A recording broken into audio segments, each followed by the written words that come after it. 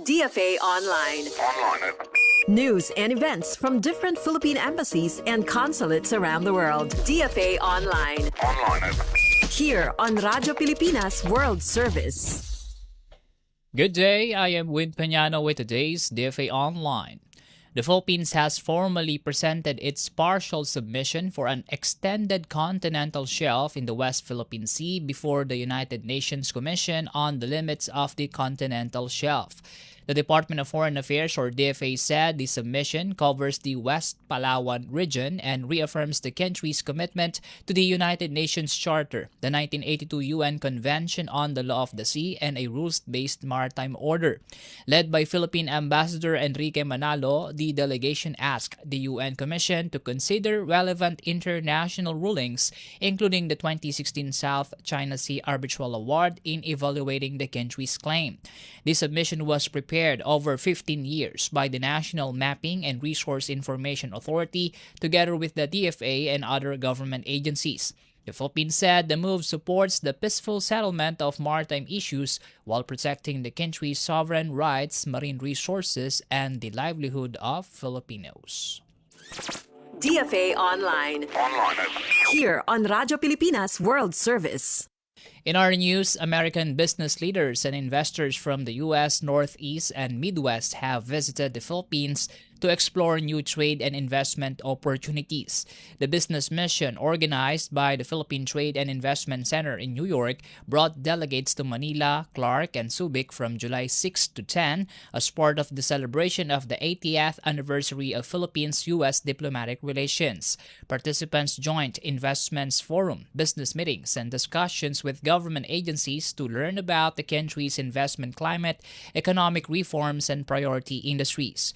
The delegation also toured Clark and Subic, where they received briefings on major infrastructure projects, economic zones, and regional development initiatives.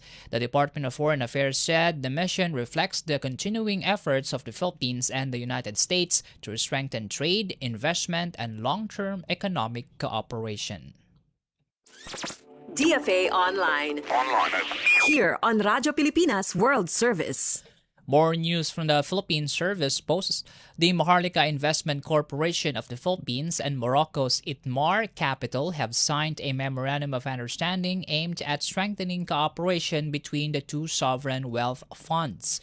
The agreement establishes a framework for sharing best practices, promoting South-South cooperation, and supporting sustainable economic development.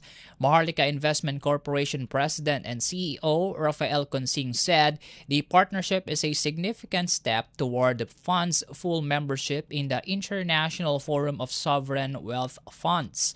Ithmar Capital Chief Executive Officer Ubaid Amrain said the agreement also strengthens ties between Africa and Southeast Asia while supporting responsible management of national assets for long-term economic growth. Officials from the Philippines and Morocco welcomed the partnership, describing it as another milestone in expanding bilateral cooperation and investment opportunities between the two countries. DFA Online. Here on Radyo Pilipinas World Service. And in South Korea, the Philippines is pushing for stronger cultural heritage cooperation between ASEAN and South Korea through digital innovation and the creative industries. Speaking at the 8th ASEAN Republic of Korea Working Committee meeting on cultural heritage cooperation in Busan, Philippine Ambassador Bernadette Therese Fernandez called for greater collaboration in preserving and promoting cultural heritage. The meeting brought together ASEAN representatives, South Korean officials, and international organizations to discuss initiatives on the creative economy, capacity building, digital technology, disaster risk management, and the protection of both tangible and intangible cultural heritage. The gathering also reaffirmed South Korea's commitment to supporting ASEAN in advancing cultural heritage cooperation. Ahead of the meeting, Ambassador Fernandez highlighted that these initiatives complement the Philippines' priorities as ASEAN chair for 2026. DFA Online. Here on Radyo Pilipinas World Service. And that wraps up today's DFA Online. For Radyo Pilipinas World Service, I am Win Peñano. Good day. DFA Online. News and events from different Philippine embassies and consulates around the world. DFA Online. Here on Radyo Pilipinas World Service.